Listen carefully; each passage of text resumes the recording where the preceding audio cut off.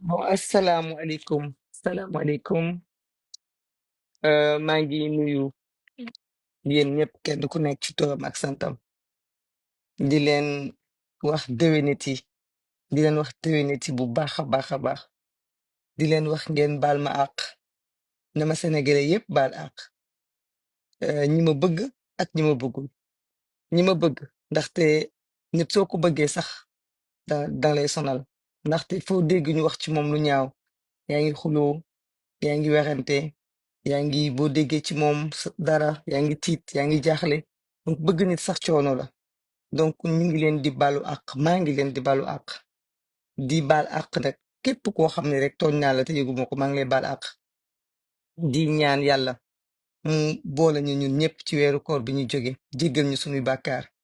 te jàppale ñu bu baax a baax ci sunu taxawaay ci sunu réew yàlla dimbali ñu ci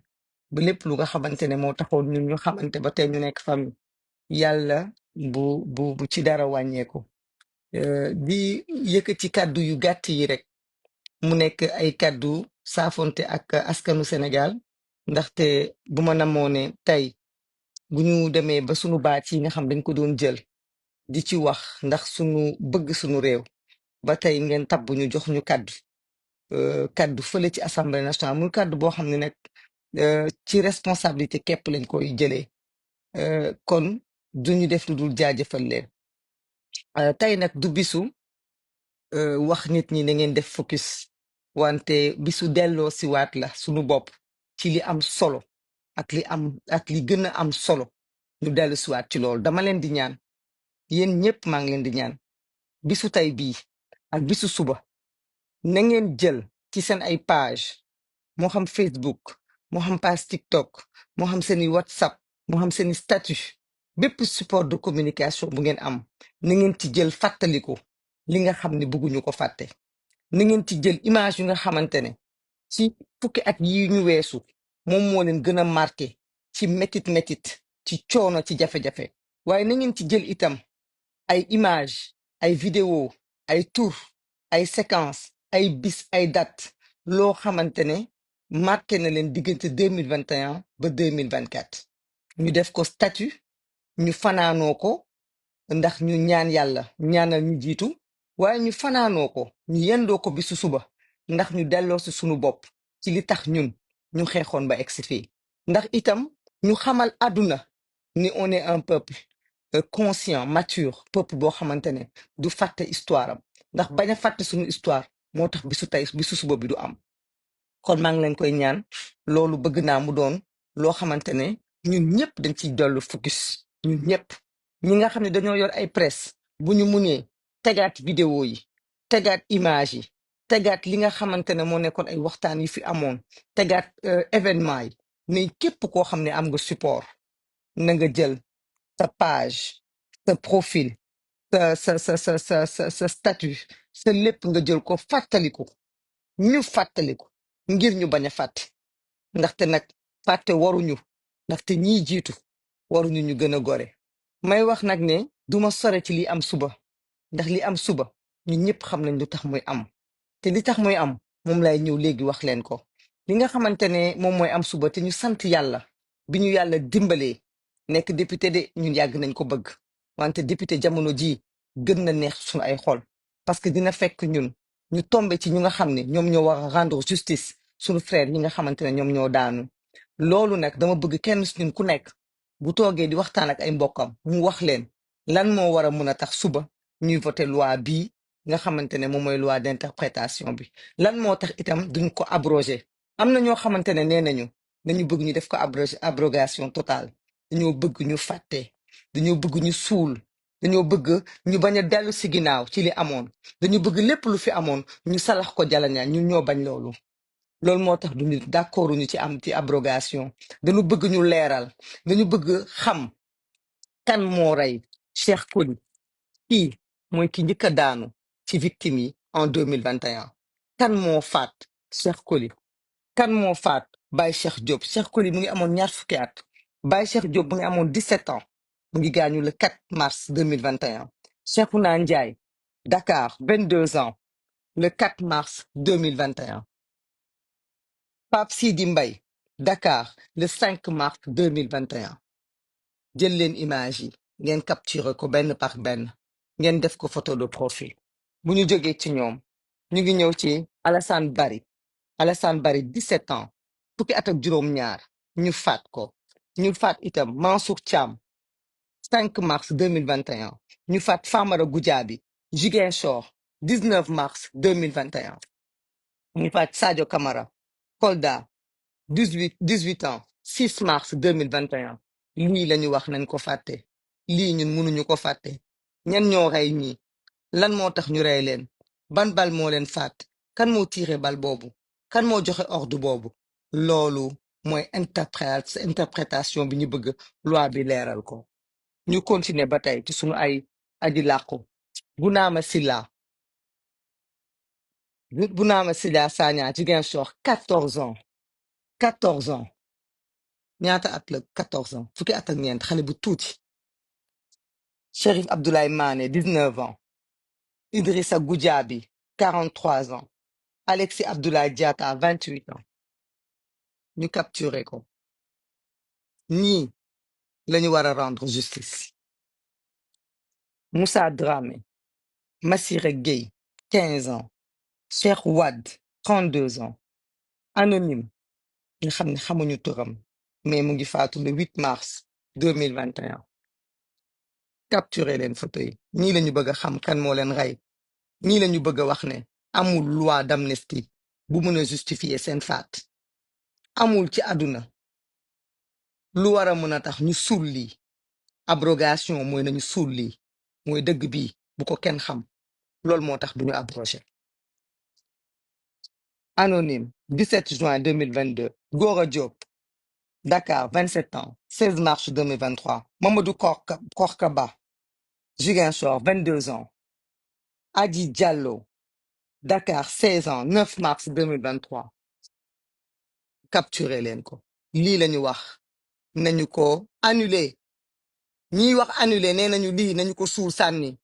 bu ñu ko gëstu bu ñu laaj kan moo rey Aji Diallo mi buñ ko xam loolu lañ ne mënuñu ko annulé parce que dañu bëgg a xam kan moo rey sunu doom yi Assimi Diédhiou Ziguinchor 15 mai 2023 Ismaïla Pandos Diédhiou Ziguinchor 16 mai 2023 Pape Amadou Keïta Dakar 16 ans 15 mai 2023 Aliou Bodian Kolda 37 ans 27 mai 2023 capturé leen image yi capturé leen image yi lii lañu bëgg ñu fàtte ko Baye Fallou Sène Dakar 17 ans 1er juin 2023 Seni Koli 26 ans 1er juin 2023 Khadim Ba 1er juin 2023 Mor Nguer Ndiaye 22 ans 1er juin 2023 capturé leen image yi lii mënuñu ko fàtte lii il faut mu leer Mohamed Silla Dakar 19 ans 1er juin 2023 Babacar Samba Dakar 20 ans 1er juin 2023 Omar Sarr Ziguinchor 1er juin 2023 Ziguinchor Sidia Diatta 32 ans 1er juin 2023 lii ñii kan moo leen rey lu tax ñu faat leen lu tax ci manifestation bal dal ci seen kaw kan moo tiire bal boobu lu tax mu tiire ko ana li waral loolu ana ki ko jox ordre ana ki ko joxul ordre lan moo tax li xale yi tey waroon dund ñu wax ci lii Serigne Fallou Sall 17 ans 2 juin 2023 Malam Mané Dakar 2 juin 2023 Lansana Diarisso Dakar 21 ans 2 juin 2023 Bassirou Sarr 31 ans 2 juin 2023 voilà les visages voilà ces visages qu'on n'oubliera jamais voilà la vérité qu'on cherche moo tax ñu interpréter loi bi pour mu leer voilà pourquoi on peut pas abroger parce que mënuñu effacer lii abroger mooy tàmbalee tey jëm ëllëg fàttali woon démb annuler mooy nga ne nañu rajaxe lépp ci suuf ñi tooñ ak ñi ñu tooñ ñëpp nañ leen boole àtte loolu itam du justice El Hadj Mamadou Cissé Dakar 26 ans 2 juin 2023. Tamsir Cissé, Dakar, 2 juin 2023. Mamadou Moustapha Gueye, 44 ans, 2 juin 2023. Bakary Djemé, 27 ans, Dakar, 2023. Voilà, ces visages, yu dëkk ak ñun, ces visages qui nous habitent, ces gens qui sont tombés pour s'être dressés, pour défendre leur pays. Ismaïla Traoré, anonyme, anonyme, des gens qui sont décédés, xamuñu sax ñan lañu, ndax conditions yu ñu faatoo. Mais on les comptabilise parce que ce sont des citoyens sénégalais morts pour défendre leur pays. Ibrahima Drago, Mamadou Ndoye, Ousmane Badio, 17 ans. Ousmane Badio, 17 ans. Ibrahima Drago, 24 ans. Voilà, voilà ces visages capturés. Ñu fanaanoo ko def ko suñu statut ba àdduna yépp xam ni on a soif de vérité et on veut pas que nos mémoires oublient. Souleymane Sano, Ziguinchor, 25 ans, 2 juin 2023. Modou Bey, Ziguinchor, 25 ans, 2 juin 2023. Doudou Diène, Dakar, 34 ans, 3 juin 2023. Abdoulaye Kamara, Di Baba Kana, Dakar, 38 ans, 3 juin 2023. ñëpp gis nañu ci anam yi mu gaañoo. ñëpp gis nañu vidéo ñu koy traîner par terre. Qui a fait ça? Mais qui a donc tué tous ces jeunes-là? Et pourquoi? Mamadou Harouna Tal, Ziguinchor, 44 ans. Ousmane Dia, Thiès, 26 ans, 7 juillet 2023. Modou Kanté, Ziguinchor, 24 ans, 31 juillet 2023. Baraba, 25 ans, 31 juillet 2023. Ces visages, ces visages. Mamadou Saliou Diallo, Kolda, 43 ans, 1er août 2023. Mustapha Badji, Ziguinchor, 40 ans, 31 juillet 2023. Alpha Yoro Tunkara, Saint-Louis, 22 ans, 9 juillet 2024. 9 février 2024. Tierno Dahaba, Ziguinchor, 21 ans, 4 août 2023. Voilà, voilà.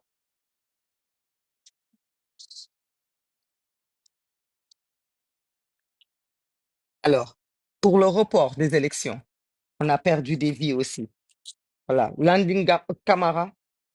Landing Djedju, Ziguinchor, 17 ans,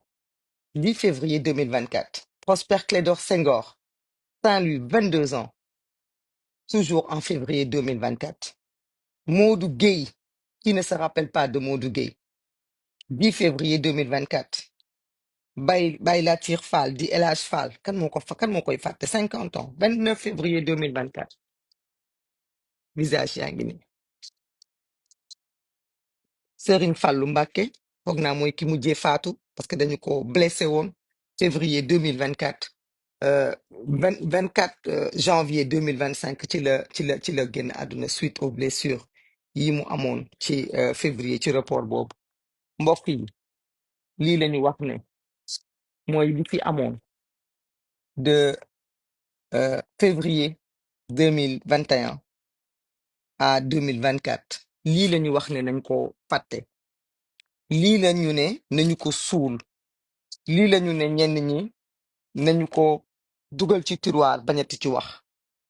est-ce que ñun loolu mun nañ ko nangu mbokk yi? est-ce que bakkan yi nga xam ne benn bu ci nekk mën naa tere ay nit nelaw, bakkan yi nga xamante ne boobu ba léegi responsabilité weesuwul ñu yenn ko ci suñu bopp yi, yenn ko ci suñu kaw, dinañu jël suñu responsabilité. Suñu responsabilité mooy ñii di leen faat il faut mu leer. ki leen faat il faut mu leer. kan moo joxe ndogal loolu il faut mu leer. mbokk yi lan moo war a mën a tax ñu ne ku faat suñu ay doom dafa war a leer mu am ay nit ñu mun a jóg taxaw di jëkkati ay kàddu ne dañuy contre procédure boobu. am nañu sañ-sañu wax ay ñun lii moo ñu gënal ak lee moo ñu gënal mais mbokk yi est-ce que ñii li leen gënaloon mooy faatu ndax seen réew. ñi faatu gënalu leen woon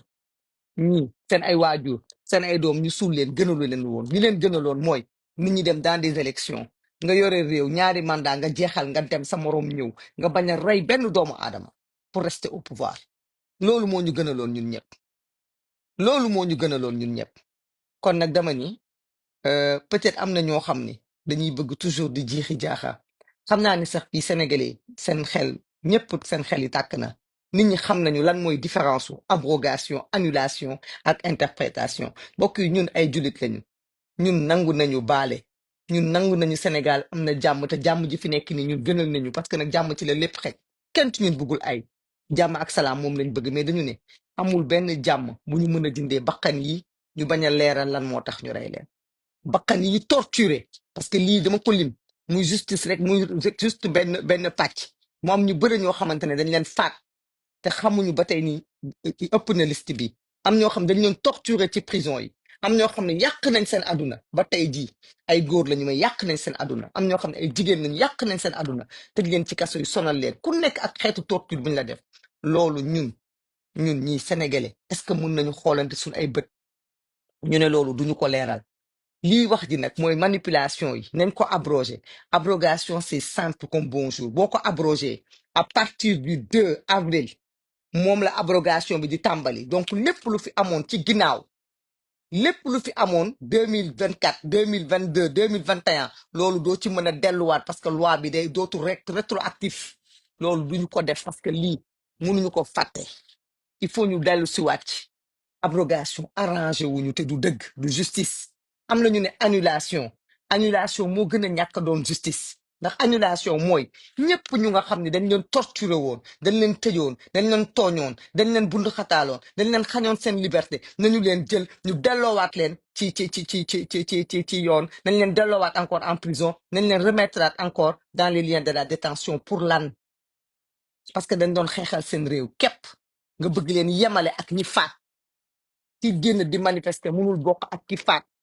ki génn di manifester droit am constitution article 8 may ko mënta bokk ak ki nga xamante ne dafa dóor bal reyal nit mu daan kon munoo ne parce que dangaa war a atte kii rey bal nga ne kon na nga jàpp ki doon manifester nga delloo leen loolu munul nekk ce n'est pas justice aussi lan mooy justice mooy d'accord ay waxu xuloo amoon na fi ay waxu xeex amoon na fi toj ak onomo amoon na fi yàq-yàq amoon na fi loolu yëpp d'accord nañ ci loolu yëpp mën na am mu ñu ne ay délit mineur la yu bokkoon ci manifestation ay délit mineur la yu bokkoon ci démocratie ay délit mineur la yu bokkoon ci dans cette vitalité démocratique d'accord nañu mais bakkan dama ni kenn moomu ko ba di ko baale yàlla képp moo ko moom mën nañu baale ay non élection mën nañu baale oto yu ñu toj mën nañ baale kër yu ñu toj mën nañ baale ay saaga mën nañ baale lu nekk mais mënuñu baale ay bakkan yu ñu faat mënta nekk mënuñu baale ay bis yu ñu taal mënta nekk li ñu mën a baale xam nga mooy lan mooy liy dëgg looloo waral kenn du ko annulé lenn képp moo fi nekk mooy jël loi bii nga xam ne tënk nañ ko tey muy loi d'amnistie te ñun demandé wuñu ko bëgguñu ko mais ñu jël ko ñu génnee ci faat bakkan yii ñu génnee si suñuy faati doom ñu génnee si ay torture yi ci am parce que loolu mooy dëgg keneen ku wax leneen naa fekk nga keneen ku wax leneen mbokk yi naa fekk nga moo tax waxtaan bi bëgguma woon mu gudd dama bëggoon jël suma kàddu teg ko ci kàddu ñi nga xam ne boobu ba léegi ñoo ngi fàttaliku ñu ànd fàttalikoo doo mais dama bëgg mbokk yi sénégalais yépp lay ñaan bu ngeen yeewoo suba yéen ñëpp na ngeen jël seen ay photo de profil seen ay whatsapp seen ay facebook seen ay lépp lu ngeen am ci support ngeen def ko moo xam ces bougies qui représentent ces anonymes xale yi nga xamante ne biñ leen di faat ba tey jii may wax ak yéen kenn xamu leen ngeen jël bougie yi ngeen def ko photo de profil ngeen tas ko partout waaye ma leen di ñaan itam mbokk yi keneen koo xamante ne ñun lii bax suñu dënn yi baxul sa dënn keneen ku nga xamante ne lii tàng suñu xol yi tàngul sa xol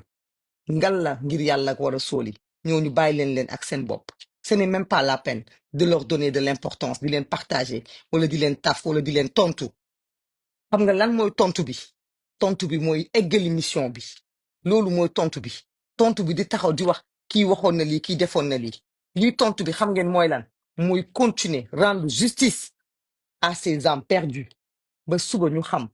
kan moo def lii comme ça plus jamais lii du amati ci àdduna plus jamais Sénégal nit du fi manifester ba ñu dóor ko bal